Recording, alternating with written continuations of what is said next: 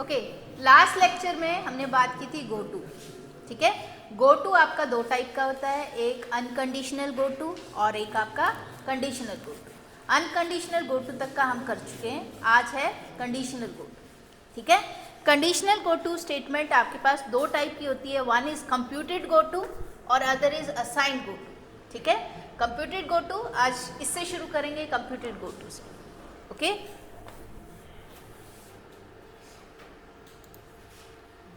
Computed go to का अगर आप सिंटेक्स देखो तो आपके पास ये सिंटेक्स है कंप्यूटेड गो टू का,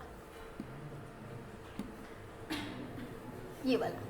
ठीक है, आप पहले लिखोगे गो टू, देन आपकी राउंड ब्रैकेट्स में आप लाइन के लेबल्स लिखोगे। ठीक है, तो ये लाइंस के लेबल हैं, label 1, label 2 up to label n, और उसके बाद यहाँ पर आप एक इंटीजर एक्सप्रेशन लिखोगे, ये वाला। ओके, तो ये आपका कंप्यूटेड गो टू का एग्जाम्पल है, जो सिंटेक्स है आपके पास ये वाला है, और इसको किस तरह से ये ऑपरेट करता है। ये जो कोमा डाला है हमने यहाँ पर, ये ऑप्शनल है, आप डालो या ना डालो, दोनों ही केस में वर्क करेगा। ठीक है, तो ये एग्जाम्पल, फॉर एग्जाम्पल जैसे मैंने सिंटेक्स लिखा तो मेरे पास है ये go to. Okay, go to लिखा हुआ है मैंने, उसके बाद ब्रैकेट डाली और ब्रैकेट में मैंने आपके पास यहाँ पर कुछ लेबल नंबर लिखे हैं, लेबल नंबर 10, 20, 30, 40, आप कितने भी लेबल नंबर लिख सकते हो, और उसके बाद एक्सप्रेशन आपके पास, ये एक्सप्रेशन आपके पास लिखा हुआ है। ठीक है, अब ये किस तरह से काम करता है, एग्जीक्यूशन किस तरह से करेगा। गो टू स्टेटमेंट आपको पता है, कंट्रोल अगर आपका स्टेटमेंट्स का है, उन एग्जीक्यूशन का जो कंट्रोल है उस कंट्रोल को ट्रांसफर करता है। ठीक है, और ये किस तरह से ट्रांसफर करेगा कि आपका डिपेंडिंग अपॉन एक्सप्रेशन की क्या वैल्यू है। ठीक है, एक्सप्रेशन की वैल्यू 1 है, 2 है, 3 है, 4 है, अकॉर्डिंगली आपके पास जो कंट्रोल ट्रांसफर होगा एग्जीक्यूशन का, लेबल नंबर 10 पर, 20 पर, 30 पर या 40 पर ट्रांसफर होगा। ओके, तो जो फर्स्ट आपने लेबल नंबर लिखा हुआ है गो टू की ब्रैकेट में, वो लेबल नंबर अभी मैंने एग्जाम्पल यहाँ पे 10 लिखा है। ठीक है, लेकिन इसका नंबर कौन सा है, अगर इसमें ये फर्स्ट वाला लेबल नंबर है, ये सेकंड वाला लेबल नंबर है, और ये आपका थर्ड वाला लेबल नंबर है, और ये फोर्थ लेबल नंबर है। अकॉर्डिंगली ये जो एक्सप्रेशन है इसकी वैल्यू 1, 2, 3, 4 ही आनी चाहिए, 10, 20, 30, 40 नहीं।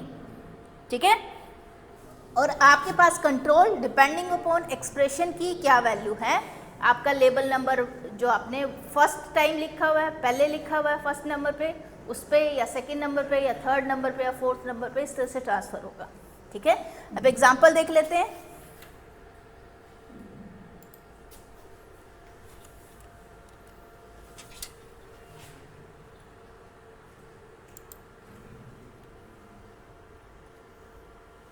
कोमा मैंने बताया था ऑप्शनल है, तो एक्सप्रेशन से पहले मैंने कोमा नहीं लगाया हुआ, आप चाहो तो लगा सकते हो, सिंटेक्स एरर नहीं आएगी, और चाहो तो उसको हटा सकते हो, उसमें भी सिंटेक्स एरर नहीं आएगी। ठीक है, तो अब ये मैंने क्या किया, एक लेबल नंबर 10 के साथ एक स्टेटमेंट लिखी है, एक लेबल नंबर 20 के साथ स्टेटमेंट लिखी है, एक लेबल नंबर 30 के साथ स्टेटमेंट लिखी है, और एक लेबल नंबर 40 के साथ स्टेटमेंट लिखी है। जितने भी यहाँ लेबल मैंने लिखे हुए थे उनके साथ मैंने स्टेटमेंट लिखी हुई है। ठीक है, तो अब मेरे पास क्या होगा, एक्सप्रेशन, मेरे पास मैंने एक्सप्रेशन एक इंटीजर एक्सप्रेशन है। ठीक है, तो मैंने इसको डिक्लेयर कर दिया कि एक इंटीजर है। बाय डिफ़ॉल्ट अगर मैं इसको यहाँ डिक्लेयर नहीं करती तो आपको पता है I, J, K, L, M, N, इनसे शुरू होने वाले नाम इंटीजर माने जाएंगे और बाकी रियल नंबर। तो बाय डिफ़ॉल्ट ये रियल नंबर था, लेकिन मैंने यहाँ पे दोबारा से इसकी टाइप डिक्लेयर कर दी है कि ये इंटीजर टाइप है। ठीक है, नेक्स्ट लाइन में मैंने I की वैल्यू रीड करवा ली है, और ये I की वैल्यू मैंने असाइन कर दी है एक्सप्रेशन को थर्ड वाली लाइन में। ठीक है, असाइनमेंट का मतलब ये है कि आपके पास जो भी मेमोरी स्पेस में आपने एक्सप्रेशन के लिए स्पेस रिजर्व किया है, ठीक है, वहां पर I की वैल्यू जो भी मैं इनपुट करूंगी और जो I की वैल्यू यहाँ पर है वो वैल्यू यहाँ पर कॉपी हो जाएगी। ठीक है, असाइनमेंट का मतलब ये होता है। ठीक है, आपने मैथ में देखा होगा A + B = C। ठीक है, ये असाइनमेंट स्टेटमेंट नहीं है बेसिकली, क्योंकि आप, इसका मतलब क्या है कि राइट हैंड साइड में अगर हम प्रोग्राम के अकॉर्डिंग जाएं तो राइट हैंड साइड में जो वैल्यू है वो कॉपी हो जाती है जिस मेमोरी लोकेशन पे आपने लेफ्ट हैंड साइड वेरिएबल जो लिखा हुआ है उसकी मेमोरी लोकेशन, ठीक है। लेकिन यहाँ पे तो मैंने a+b 2 वेरिएबल लिखे हुए हैं, ठीक है। तो ये असाइनमेंट स्टेटमेंट नहीं है, आपकी लेफ्ट हैंड साइड में एक ही वेरिएबल होना चाहिए जिसको आप कोई वैल्यू असाइन कर रहे हो। असाइन आप किसी अरिथमेटिक एक्सप्रेशन से भी कर सकते हो, जैसे c+d या कोई भी मल्टीप्लिकेशन या कोई लॉजिकल एक्सप्रेशन के थ्रू भी असाइन कर सकते हो। लेकिन लेफ्ट हैंड साइड में आपके पास एक ही वेरिएबल होना चाहिए, क्योंकि हम बेसिकली यहाँ रेफर कर रहे हैं मेमोरी लोकेशन को जहाँ पे इधर की वैल्यू इवेलुएट होने के बाद कॉपी होनी है, ठीक है। तो ये वाली स्टेटमेंट आपके पास क्या है, एक असाइनमेंट स्टेटमेंट है जहाँ पे i की वैल्यू कॉपी होके एक्सप्रेशन वाली मेमोरी लोकेशन पे जाकर सेव होगी, ठीक है। नेक्स्ट आपके पास गो टू स्टेटमेंट। एक्सप्रेशन आपका मैंने क्या एंट्री वैल्यू की थी i की, उसके अकॉर्डिंग i की वैल्यू क्या है 1 2 3 4। अगर इनमें से वैल्यू एक है 1 है तो जहाँ आपने 1 नंबर पे यहाँ लाइन नंबर 10 लिखा हुआ था तो कंट्रोल यहाँ ट्रांसफ़र होगा एग्जीक्यूशन का। अगर आपके पास वैल्यू 2 है तो कंट्रोल यहाँ ट्रांसफ़र होगा एग्जीक्यूशन का। अगर वैल्यू 3 है तो कंट्रोल यहाँ ट्रांसफ़र होगा, और वैल्यू अगर 4 है तो कंट्रोल यहाँ ट्रांसफ़र होगा। और इसके अलावा कोई वैल्यू होगी तो कंट्रोल इनको छोड़कर बाकी जो नेक्स्ट लाइन आएगी उनके अकॉर्डिंग एग्जीक्यूशन स्टार्ट हो जाएगा, ठीक है। तो नॉर्मली जैसे एग्जीक्यूशन होना था, अगर बाकी जो आप वैल्यूज़ डाल रहे हो उसके अकॉर्डिंग एग्जीक्यूशन होगा। तो डाल के देख लेते हैं, ठीक है। तो एक वैल्यू 1 2 3 4 इनको ट्राई कर लेते हैं, और बाकी एक जो इसमें i की वैल्यू इनमें नहीं, क्योंकि 4 ही वैल्यू है लेबल। तो अगर 4 लेबल 1 2 3 4 एक्सप्रेशन की वैल्यू है और एक 5 वैल्यू है, सारी ट्राई कर लेते हैं। तो सबसे पहले इसको कंपाइल करेंगे।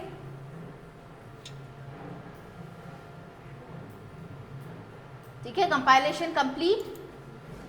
अब इसको एग्जीक्यूट कर लेते हैं, इसको रन कर लेते हैं।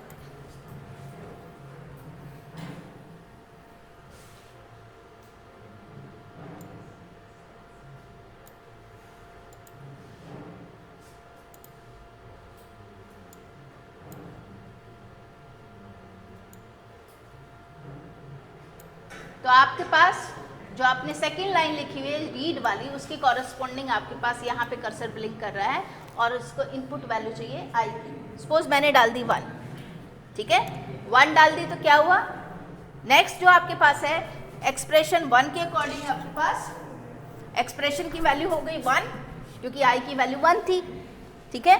तो 1 वैल्यू असाइन होगी एक्सप्रेशन को, और इस 1 के कॉरेस्पॉन्डिंग आपका कंट्रोल ट्रांसफ़र हो गया। जो आपने यहाँ पर नंबर लिखा था, लेबल लिखा था, उस लेबल पर, लेबल यहाँ पर है ये 10, तो 10 लेबल पर आपका कंट्रोल ट्रांसफ़र हो गया। तो ये लाइन एग्जीक्यूट हो गई जो 10 नंबर पे आपने लिखी हुई है, ठीक है।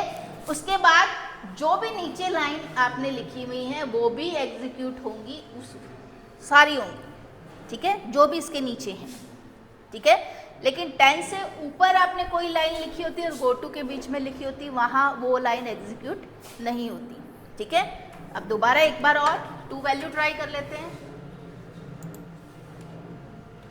3 कर लेते हैं, ओके।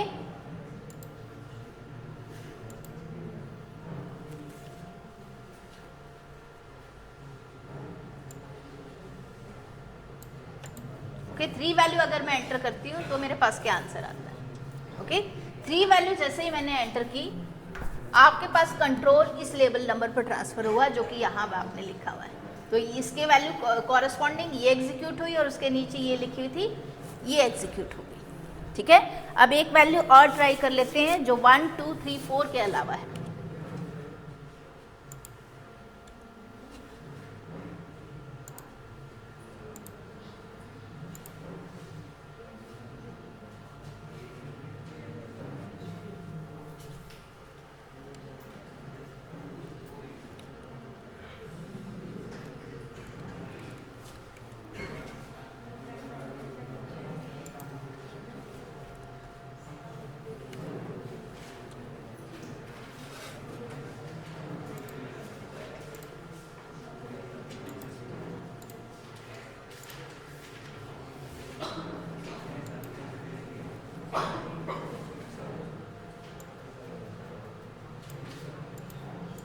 मैं डाल रही हूँ वैल्यू 5 और 5 के कॉरस्पॉन्डिंग जो नॉर्मल एग्जीक्यूशन था वो होना था।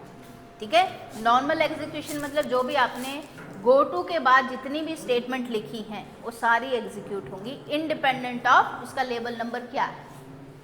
ठीक है, ओके क्लियर। अब थोड़ा सा क्योंकि आपने ये सेम केस तो आपका उसमें भी आया था जब मैंने 1 वैल्यू डाली थी। ठीक है, अब चाहो तो बीच में एक और स्टेटमेंट डाल के ये डिफ्रेंशिएट कर सकते हो कि यहाँ पे एक स्टेटमेंट और डाल लो, सपोज लेबल नंबर 9 पे यहाँ पे कुछ डाल लो।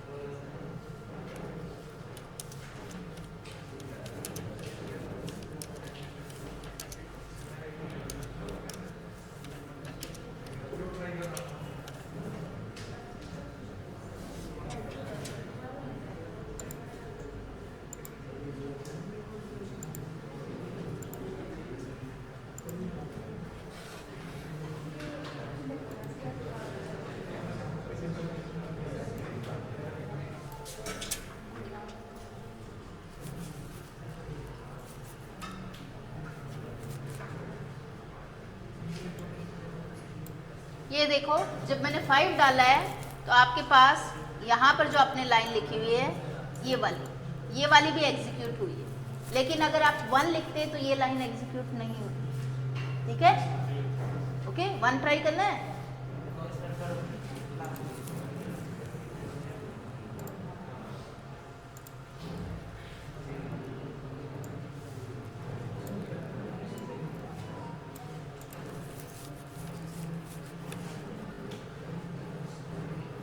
देखो 1 लिखने पे वो लाइन एग्जीक्यूट नहीं हुई है जो लेबल नंबर 10 से ऊपर लिखी हुई है। कंट्रोल को जब आपको कहीं शिफ्ट करना होता है, अभी बेसिकली मैंने कंट्रोल को ब्रेक नहीं किया तो आप सोच रहे हो कि कोई फ़ायदा नहीं है, ये सारी लाइनें प्रिंट हो जाती हैं। ठीक है, तो आप बीच में जब आपको कंट्रोल को किसी लाइन पे जंप करवा के बीच में कोई ऐसी कमांड देनी पड़ेगी जहाँ पे आप या तो go to some other line कर लो बीच में या स्टॉप कर लो, तो आपको प्रॉपरली ये देखना पड़ेगा। तो जब हम कोई प्रोग्राम करेंगे ना, ठीक है, तब वो देखेंगे कि हम किस तरह से स्टॉप या फिर गो टू स्टेटमेंट यूज़ करके ये बाकी लाइंस जो आपने लेबल नंबर के कॉरस्पॉन्डिंग लिखी हुई है उनको भी स्किप करेंगे। ठीक है, लेकिन मैं इसलिए नहीं यूज़ किया मैंने अब की बार क्योंकि मैं बताना चाहती थी कि अगर आपने इस टाइप की कोई कंडीशन यूज़ नहीं की तो उसके नीचे जो भी लाइनें लिखी हुई लेबल नंबर के नीचे वो सारी एग्जीक्यूट होंगी। तो जो एग्जीक्यूशन प्रोसेस है गो टू स्टेटमेंट के कॉरस्पॉन्डिंग वो आपको क्लियर करना चाहिए। ठीक है, एग्जाम्पल करेंगे इसके कॉरस्पॉन्डिंग। ये तो जस्ट किस तरह से वर्क कर रहा है आपका कंप्यूटेड गो टू वो दिखाया था।